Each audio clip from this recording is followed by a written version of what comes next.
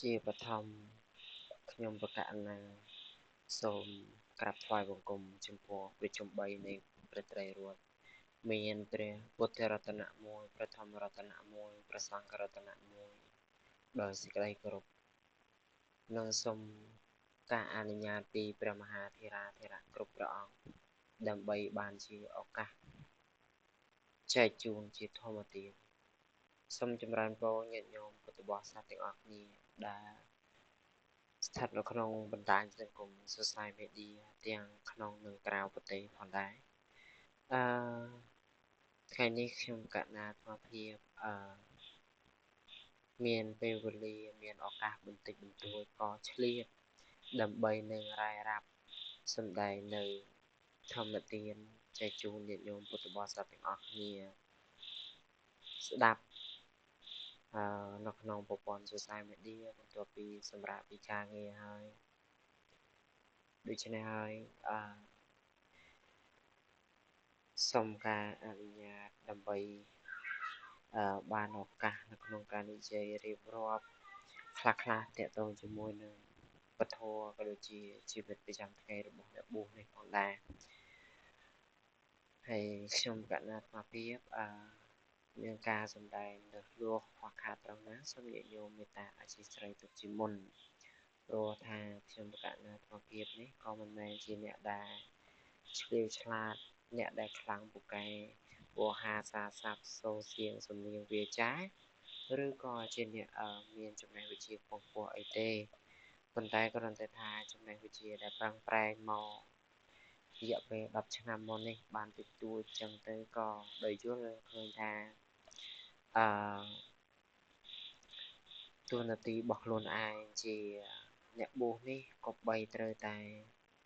ប្រោសស័ព្ទនៅពេលដែលខ្លួនឯងនៅភេទជាបព្វជិតអញ្ចឹងអាត្មាអត់ដឹងអត់ទៀងទេថាខ្លួនឯងនឹងទៅជាប្រហោះថ្ងៃណាឆ្នាំណាប៉ុន្តែនៅពេលនេះផងដែរខ្ញុំកណាអាត្មាភាពមានឱកាសដើម្បីបានសម្ដែងធម៌ទេសនានៅពេលនេះក៏ឆ្លៀតបង្ហាញពន្យល់ញាតិញោមខ្លះទៅព្រោះថាយើង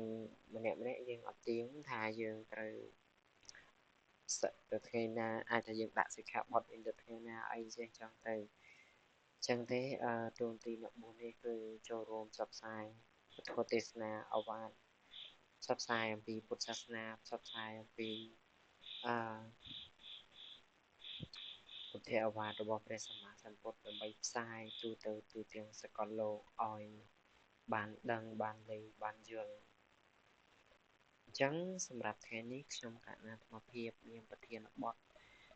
មួយដែលតាក់ទងជាមួយនឹងជីវិតប្រសង់ជីវិតអ្នកបួសប្រចាំថ្ងៃនឹងតែម្ដង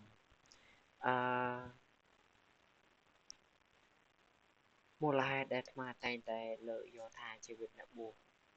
ជីវិតប្រសង់នៃការរស់នៅប្រចាំថ្ងៃដោយសារតែញាតិញោមធ្លាប់ស្ដាប់ពធទេសនាគិតថាច្រើន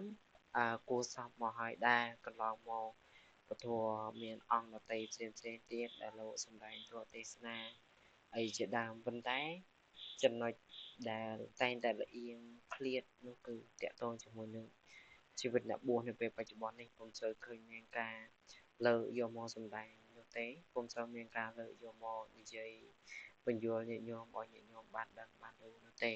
ដូច្នេះហើយអាត្មាភាពក៏មិនចង់ជាលើកធัวដែលវែងឆ្ងាយទេព្រោះមិនដឹងថាលើកធัวអីដែរញាតិញោមព្រោះយើងលើកធัวអ្វីដែលហៅថាធั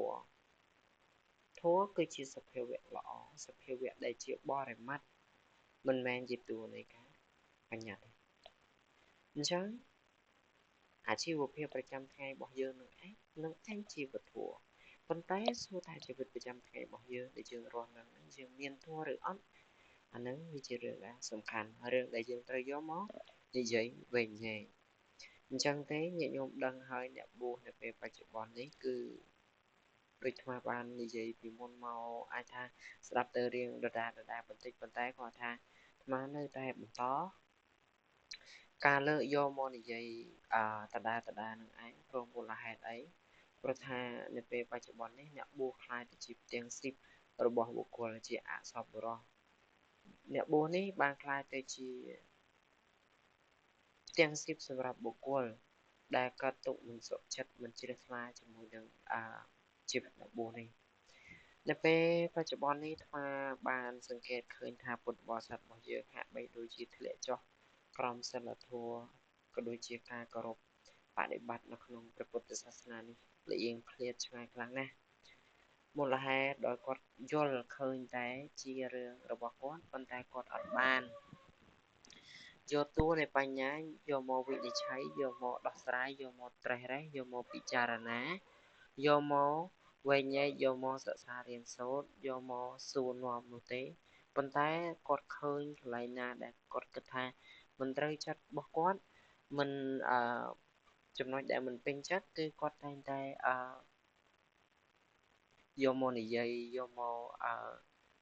ដោយអត់បានឆ្លងកាត់ការពិចារណាអត់បានឆ្លងកាត់ការដែលវែកញែកអត់បានឆ្លងកាត់ការមួយដែល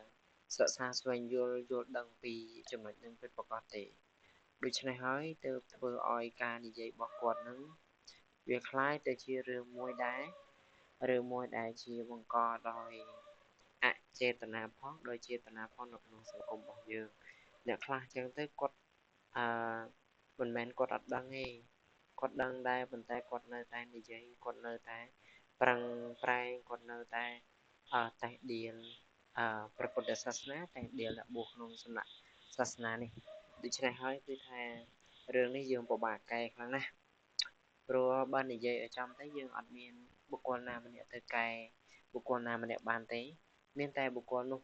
ទេដែលអាចកែខ្លួនឯងបានជួយខ្លួនឯងបានដូច្នេះហើយបើបុគ្គលនោះអត់ព្រមកែអត់ព្រមជួយខ្លួនឯងទេអញ្ចឹងក៏អត់មានបុគ្គលណាដទៃទៀតទៅកែបានដែរព្រោះតួនៃការអប់រំតួនៃការទូន្មានព្រាមបដៅអ្នកដទៃគឺគ្រាន់តែជាចំណែកមួយរបស់បុគ្គលដទៃតែប៉ុណ្ណោះប៉ុន្តែរឿងដែលសំខាន់បំផុតនឹងគឺបុគ្គលដទៃព្រមបើកឱកាសព្រមបើកខួររបស់ខ្លួនឯងទទួលយកឬអត់តែប៉ុណ្ណឹងទេ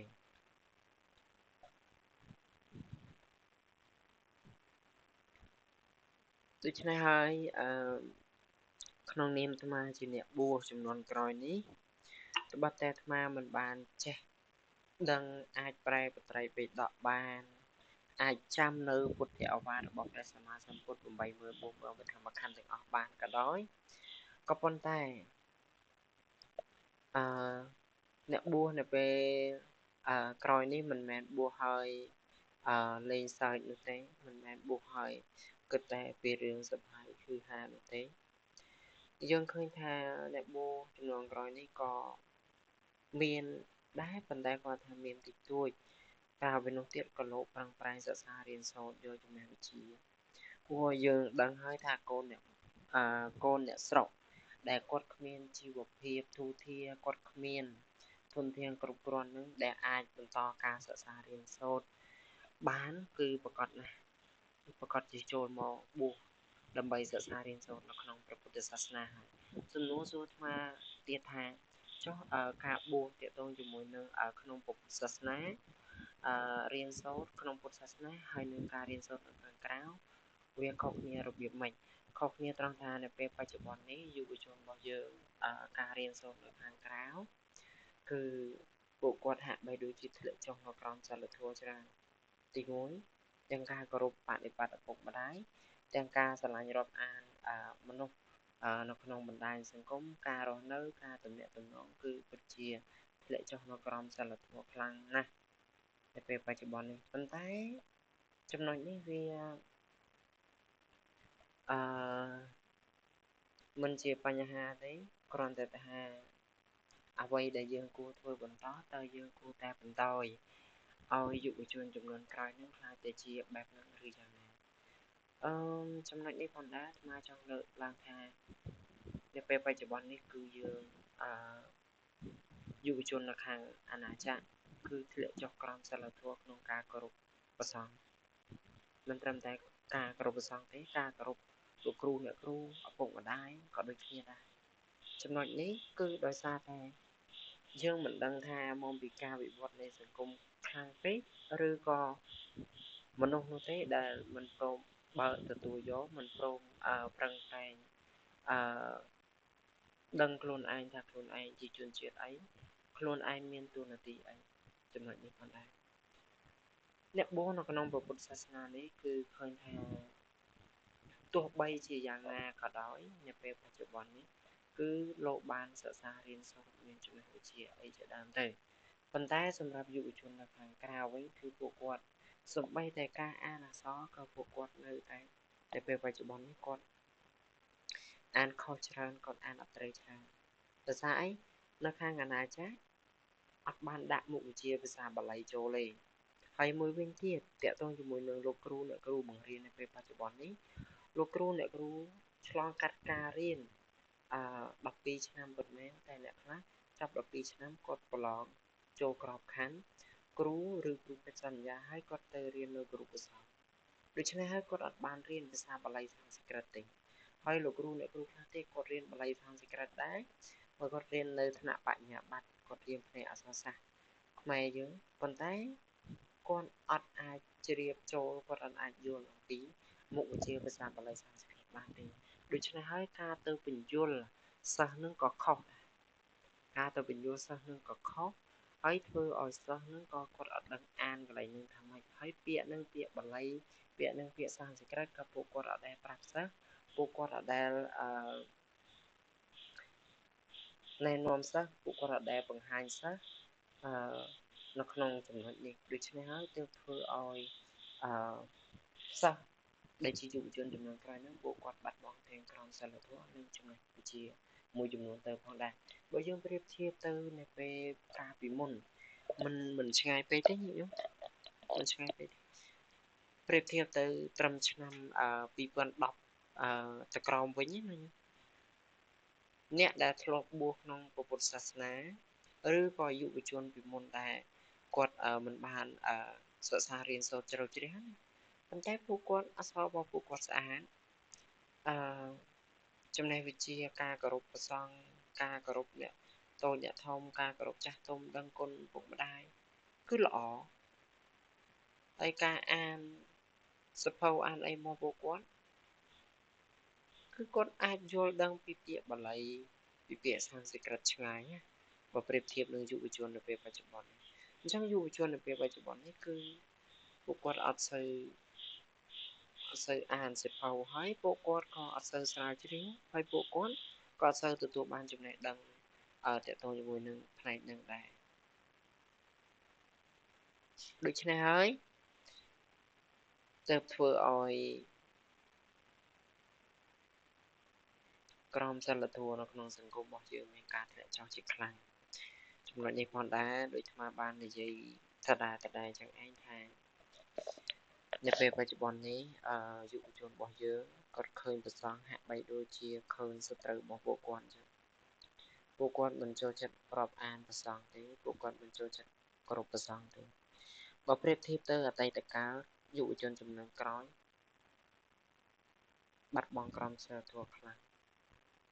បើប្រៀបធៀបទៅពីមុនវិញមកប្រៀបធៀបណាមូលហេតុអីបានអាត្មាប្រៀបធៀបព្រោះពីមុនយើងមិនទាន់បច្ចេកវិទ្យាទំនើបប៉ុន្តែមនុស្សរស់នៅក្នុងសង្គមមានក្រមសីលធម៌ល្អការគោរពបដិបត្តិក្នុងពុទ្ធសាសនាក៏ល្អដែរហើយពីមុនអ្នកប្រាជ្ញពីមុនណាញាតិញោមទៅឆែកមើលប្រវត្តិអ្នកប្រាជ្ញពីមុនមកតាំងពីសម័យណាក៏ដោយអត់រាប់សម័យបច្ចុប្បន្ននេះអាត្មាអត់រាប់តែសម័យត្រឹមថាសម័យចាប់ពីក្រោម2000ឡើងណាបណ្ឌិតក្រោម2000ឡើងអញ្ចឹងគឺថាពួកគាត់សុទ្ធតែគោរពបដិបត្តិព្រះសង្ឃពាក្យច្រើនគឺគាត់ចិត្តរាប់អានឲ្យតម្លៃអ្នកបួសខ្លាំងណាស់ហើយបើយើងប្រៀបធៀបទៅពីមុនដូចជាតាប្រាជ្ញឈួនដូចជាក្រមង៉ុយជាដើមឯហ្នឹងគឺថាពួកគាត់ដែលមានចំណេះវិជ្ជាពួកគាត់បន្សល់ទុកនៅស្នាដៃឲ្យកូនចៅជំនាន់ក្រោយជាច្បាប់ប្រុសច្បាប់ស្រីអប់រំក្រមង៉ុយរាល់ថ្ងៃនេះ ពួកគាត់សុទ្ធតែជាអតីតអ្នកបួសពួកគាត់សុទ្ធតែជាអតីតក្មេងវត្តហើយពួកគាត់ចូលចិត្តណាស់គោរពព្រះសង្ឃណាស់តនេអញ្ចឹងទៅការក្រៅពីកិច្ចការងារភារកិច្ចរបស់គាត់ប្រចាំជីវិតប្រចាំថ្ងៃហ្នឹងគាត់តែងតែទៅវត្តមិនទៅសំសាទេនិយាយចឹងមិនទៅសំសាទេប៉ុន្តែគាត់ទៅវិភាសាជាមួយនឹងព្រះសង្ឃគាត់ទៅនិយាយទាក់ទងជាមួយនឹងព្រះសង្ឃគាត់ទៅវត្តដើម្បីជជែកលេងពីក្នុងវត្តដឹកនាំទទួលស្ដាប់ឱវាទពីព្រះសង្ឃស្ដាប់ឱវាទពីគ្រូចៅអធិការអីផ្សេងលោកដែលជាប្រធារាអីអញ្ចឹងពួកគាត់យកអាចំណេះដឹងដែលគាត់ស្ដាប់ឱវាទនឹងគាត់យកមកបដិបត្តិជីវិតប្រចាំថ្ងៃរបស់គាត់យកមកចងក្រងជាច្បាប់អប់រំទូមានកូនចៅចំនួនក្រោយឃើញអត់អញ្ចឹងធ្វើឲ្យក្រមសីលធម៌ចំណេះដឹងរបស់គាត់នឹងគឺថាសម្បូរបែបទៅម្ដងដែលស្ថិតនៅក្នុងសម័យកាលណាក៏ដោយក៏ឱវាទរបស់គាត់ច្បាប់ចងក្រងសម្ដីរបស់គាត់នឹងគឺអត់មានការហួសសម័យទេគឺអានពេលណាគឺមានចំណេះវិជ្ជាទទួលបានចំណេះដឹងពីនឹងតែម្ដងអញ្ចឹងនេះមូលហេតុអីដោយសារអីពួកគាត់ជាមនុស្សដែលជួយចិត្តគោរពរាប់អានព្រះសង្ឃអញ្ចឹងពួកគាត់យល់ដឹងអំពីពុទ្ធសាសនាផងគាត់យល់ដឹងពីខាងអាណាចក្រផងអញ្ចឹងគាត់ក៏បង្ហាញអំពីឆន្ទៈបង្ហាញអំពីជីវភាពប្រចាំថ្ងៃច្បាប់នៃការអប់រំទូមានអីចឹងការគោរពបដិបត្តិព្រះសង្ឃអីចឹងទៅប៉ុន្តែយុវជនចំនួនក្រោយនេះអត់ទេថ្មមិនថាតែយុវជនទេសូម្បីតែបណ្ឌិតមួយចំនួនចប់ថ្នាក់ Master PhD ក្រៅប្រទេសប៉ុន្តែចូលមកក្នុងស្រុកវិញសូម្បីតែថ្វាយបង្គំព្រះសង្ឃក៏ចេះថ្វាយបង្គំដែរការនិយាយពាក្យជាមួយព្រះសង្ឃក៏អត់ចេះដែរនេះមូលហេតុអីយើងកុំគិតថាអូមិនមែនជាកាតព្វកិច្ចរបស់ខ្ញុំ No អត់ទេជាខ្ញុំវាជាកាតព្វកិច្ចរបស់យើងចាំបាច់តែម្ដងព្រោះហេតុអីយើងមើលនៅក្នុងអត្តសញ្ញាណប័ណ្ណរបស់យើងដាក់ថាជាតិសាសនាព្រះមហាក្សត្រតើសាសនាជាសាសនាអីសាសនាពុទ្ធសាសនាជាសាសនារបស់រដ្ឋនៅក្នុងប្រទេសរបស់យើងបានកំណត់ពុទ្ធសាសនាជាសាសនារបស់រដ្ឋណារដ្ឋកម្ពុជានឹងដូច្នេះហើយយើងក្នុងនាមជាកូនខ្មែរយើងត្រូវតែចេះចំណុចនេះនិយាយឲ្យចំគឺត្រូវតែចេះហេតុអីបានជាគេមិនមានច្បាប់ប្រពៃណីឲ្យយើងត្រូវតែចេះអាកន្លែងនេះដោយសារតែសង្គមបច្ចុប្បន្នមានការផ្លាស់ប្ដូរគេនិយាយថាជាសិទ្ធិរបស់បុគ្គលប៉ុន្តែដោយសារតែចំណុចនេះផងដែរយើងផ្ដល់អានុភាពនៃសិទ្ធិខ្លាំងពេកទើបធ្វើឲ្យយុវជនបាត់បង់នៅចំណេះវិជ្ជាក៏ដូចជាបាត់បង់នៅក្រមសីលធម៌អញ្ចឹងអាក្រមសីលធម៌ការគោរពបដិបត្តិនឹងឯងក៏ជាចំណេះវិជ្ជាដែរណាមិនមែនអត់ទេនឹងក៏ជាចំណេះវិជ្ជាដែរអញ្ចឹងមិនថាកន្លែងណាទេយើងធ្វើការងារយើងត្រូវការបុគ្គលិកដែលមានក្រមសីលធម៌វិជ្ជាជីវៈអីជាដែរប៉ុន្តែបែរទៅជាសង្គមអត់សូវមាន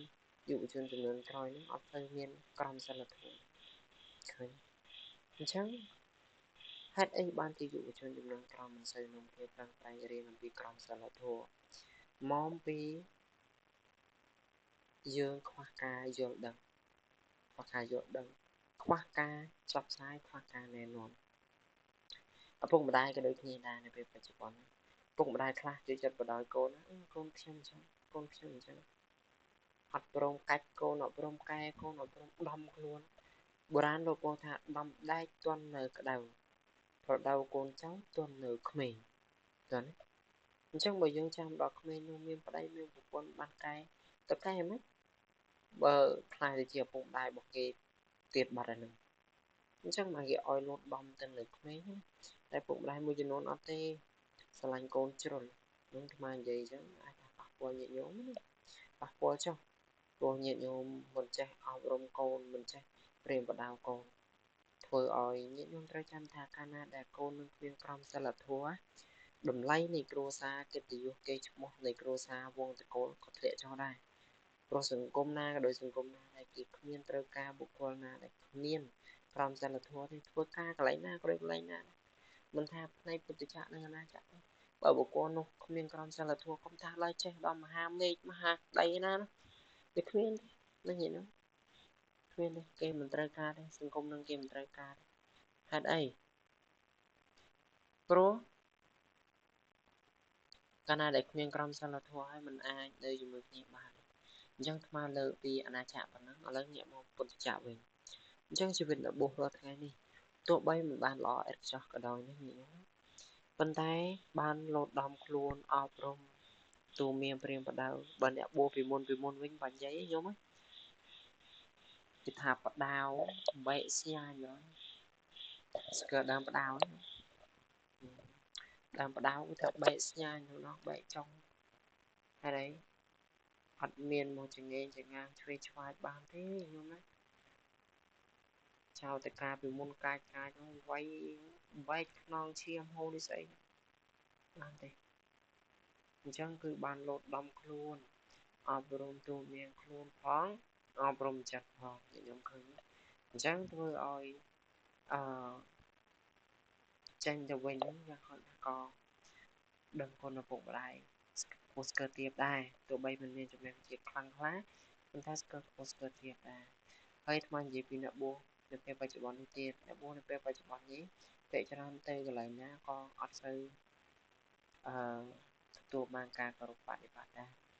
មូលហេតុអី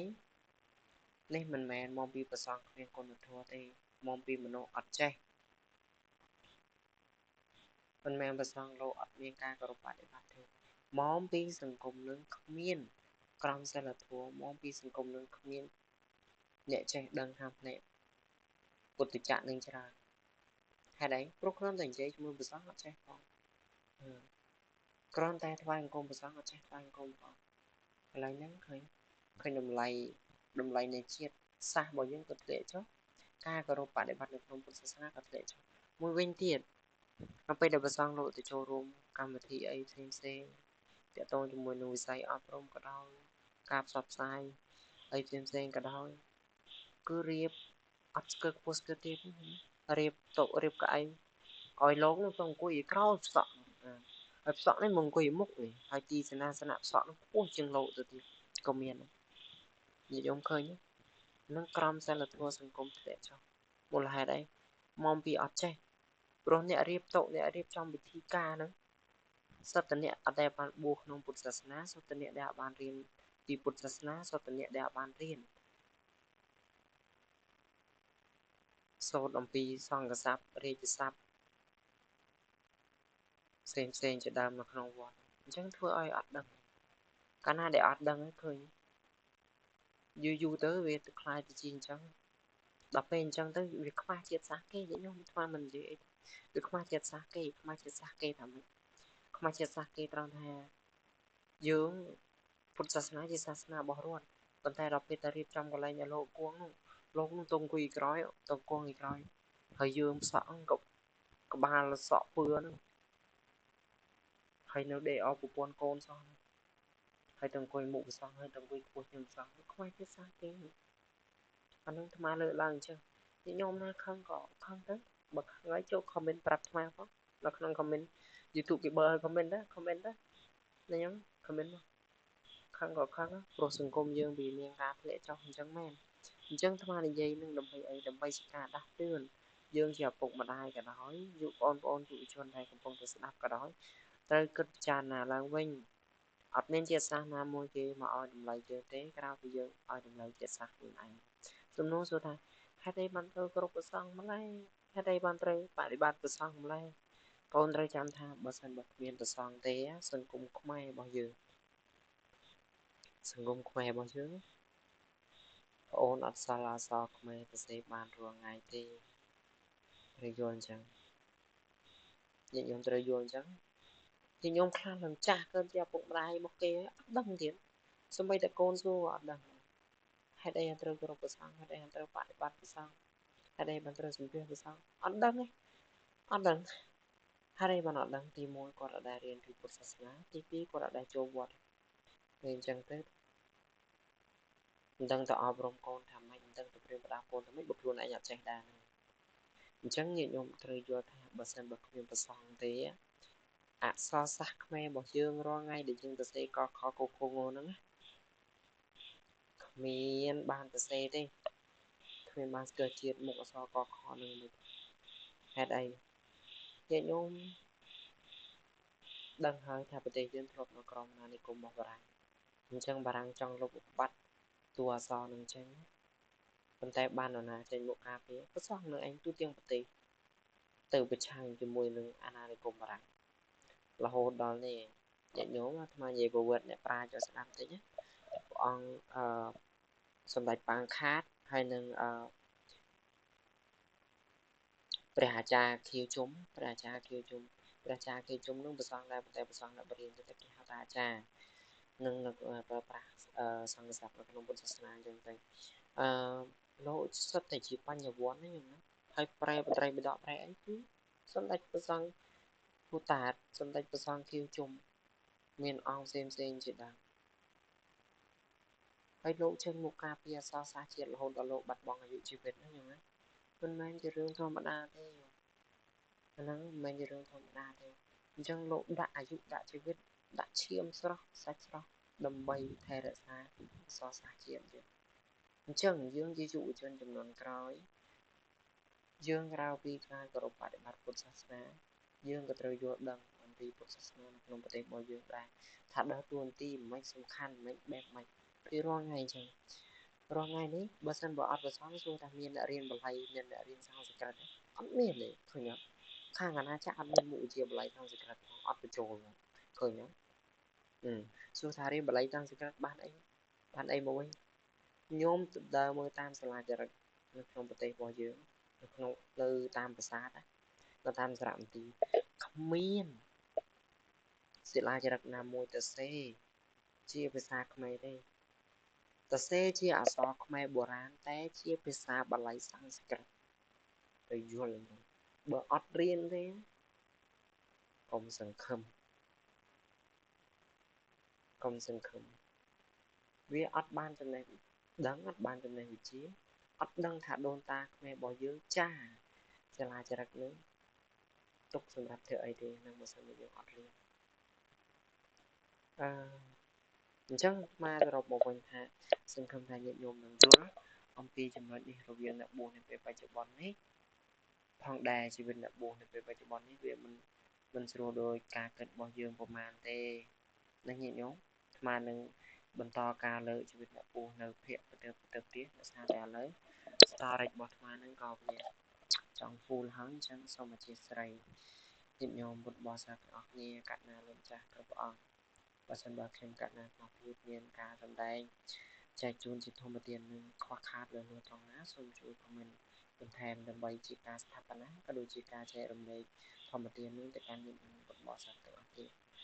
គ្នាបន្ថែមទៀតទៅលើប្រព័ន្ធ social media YouTube នេះអញ្ចឹងខ្ញុំកណ្ណាក្នុងភាពមានតែប៉ុណ្ណឹងសង្ឃឹមញាតិញោមយល់អំពីពុទ្ធសាសនាអាណាចារ្យអានឹងពុទ្ធចារ្យអញ្ចឹងកណ្ណាក្នុងភាពសូមក្រាបថ្វាយបង្គំលានិងសូមប្រទានពរលា